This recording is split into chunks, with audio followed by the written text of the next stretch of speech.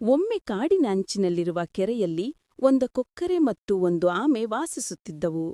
ಕೊಕ್ಕರೆ ಯಾವಾಗಲೂ ಅಹಂಕಾರದಿಂದ ಹೇಳುತ್ತಿತ್ತು, ನಾನು ಹಾರಬಹುದು, ಎಲ್ಲರನ್ನೂ ಮೀರಬಹುದು, ನೀನು ಮಾತ್ರ ನಿಧಾನ ನಡೆಯುವವಳು. ಆಮೆ ಶಾಂತವಾಗಿ ಕೇಳಿ ಏನೂ ಹೇಳದೆ ತನ್ನ ಕೆಲಸದಲ್ಲಿ ತೊಡಗಿಕೊಳ್ಳುತ್ತಿತ್ತು.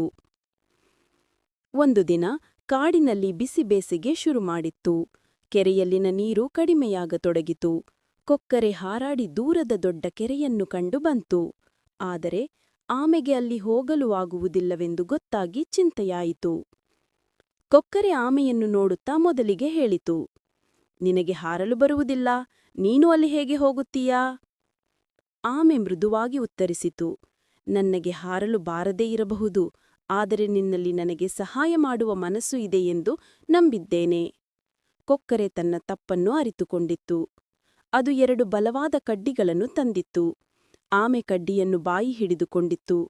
ಕೊಕ್ಕರೆ ಕಡ್ಡಿಯ ಇನ್ನೊಂದು ತುದಿಯನ್ನು ತನ್ನ ಚೆಂಚುವಲ್ಲಿ ಹಿಡಿದು ಹಾರಲು ಆರಂಭಿಸಿತು. ಅವರು ಸುರಕ್ಷಿತವಾಗಿ ದೊಡ್ಡ ಕೆರೆಗೆ ತಲುಪಿದರು. ಕೊಕ್ಕರೆ ನಗುತ್ತಾ ಹೇಳಿತು, ನಿನ್ನ ಬುದ್ಧಿ ಮತ್ತು ನಂಬಿಕೆ ನಮ್ಮಿಬ್ಬರನ್ನೂ ಇಲ್ಲಿ ತಂದಿತ್ತು.